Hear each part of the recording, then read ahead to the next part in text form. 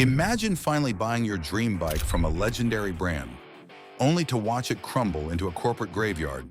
This isn't just a speculation, it's a reality, and it's happening right now. Welcome to these 5 motorcycle brands that are dying fast. We're exposing icons that have turned into disasters, brands rotting from the inside out. One sold freedom but priced it at $40,000.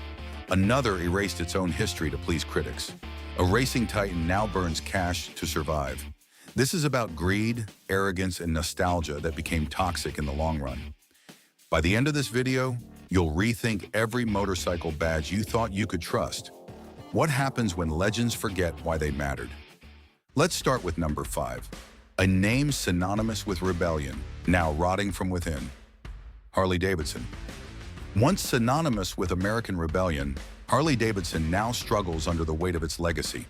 The company's pricing strategy has alienated its core audience, with entry-level models like the Sportster starting at $17,000 after dealership markups, while flagship touring bikes such as the Road Glide ST surpass $40,000, a stark contrast to its working-class roots. These costs are exacerbated by recent tariffs, which could add up to $175 million in expenses in 2025, further straining affordability. Technologically, Harley lags behind competitors. While brands like Honda and Yamaha adopt liquid-cooled engines and advanced digital interfaces, Harley persists with air-cooled Milwaukee 8 engines, a design largely unchanged since 2017.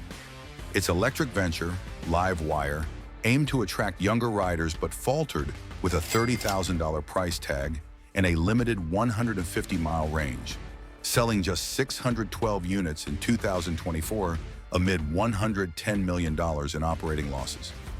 Demographic shifts compound these issues. Only 12% of Gen Z owns motorcycles compared to 35% of baby boomers in 1990, as younger riders prioritize affordability and innovation over nostalgia. Harley's U.S. retail sales dropped 13% in Q4 2024, with global revenue falling 11% year-over-year.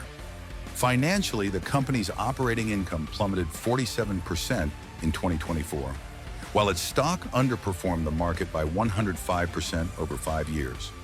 Internal turmoil further destabilizes the brand. CEO Jochen Seitz faced pressure from activist investor H Partners, which holds a 9% stake and seeks board changes amid accusations of mismanagement. Harley's focus on high-margin touring models and neglect of smaller, affordable bikes, like the shelved 350cc entry-level model, ignores growing demand in markets like China and India, where electric and lightweight bikes dominate. Once a cultural icon, Harley-Davidson now grapples with an identity crisis. Too expensive for new riders, too outdated for tech-savvy consumers, and too reliant on a dwindling, aging fan base. Without radical reinvention, its legacy risks becoming a relic. Indian motorcycles. Indian motorcycles, revived under Polaris Industries in 2011, initially surged as a retro-modern challenger to Harley-Davidson, blending heritage with innovations like the liquid-cooled Thunderstroke V-twin engine. However, its 2023 decision to retire the Native American headdress logo, a symbol tied to its 122-year history, sparked fierce backlash. Loyal riders accused the brand of erasing its identity, while indigenous advocates like Cliff Mathias of Redrum MC criticized the logo as exploitative cultural appropriation 7. The company defended the move as a step toward cultural sensitivity, stating it was actively listening to stakeholders, but offered no concrete partnerships with Native communities. The fallout was immediate. Online forums and social media erupted with accusations of corporate cowardice, while younger riders increasingly turned to competitors like Honda's Rebel 1010, 9,499, or Yamaha's MT-07, 8,499, which offered modern tech at lower prices. Indian's dealer network, half the size of Harley's, struggled to counter the perception shift, despite models like the Scout Bobber, 12,999, retaining a cult following for its stripped-down design. Polaris's efforts to balance tradition and modernity remain uneven. While the 2022 Milestones collection celebrated historical models like the 1920 Scout through apparel, The brand's newer bikes, such as the FTR Sport, 15,749, leaned into performance but failed to resonate broadly.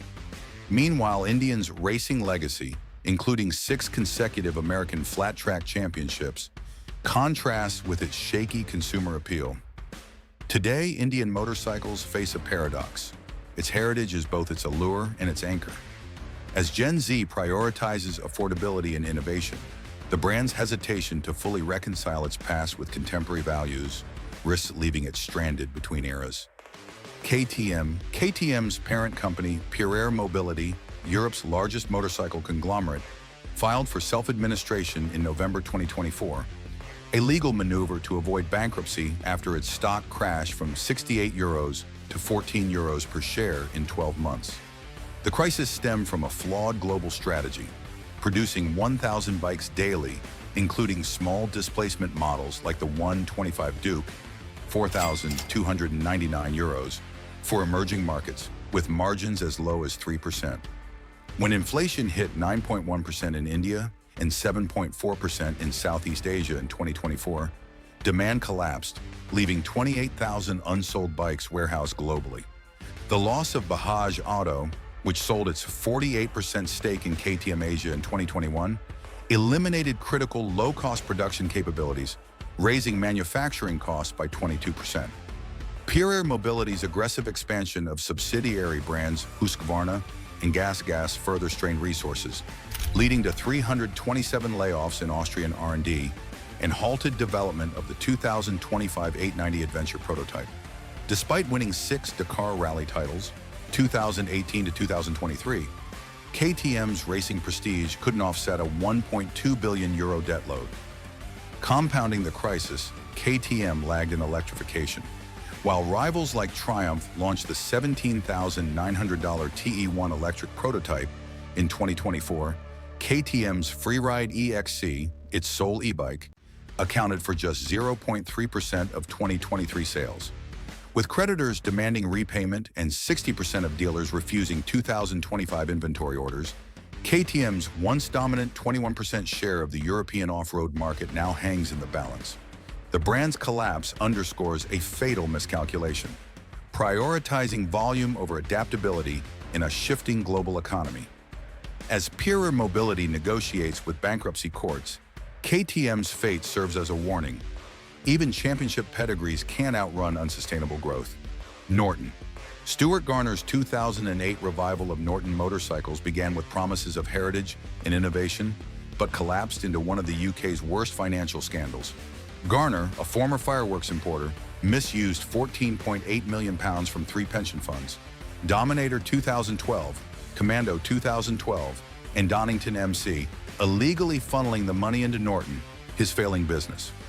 Over 227 pension holders lost their savings, with funds misallocated to crypto and personal withdrawals. By 2020, Norton had amassed £32 million in debt, riddled with unpaid taxes and poor management. Garner's broader business empire also entered administration. While Norton produced bikes like the Commando 961 and V4 SV, none gained UK-type approval, relying on expensive one-off certifications. Customers who placed deposits, some up to £44,000, faced long delays, with many still waiting for refunds.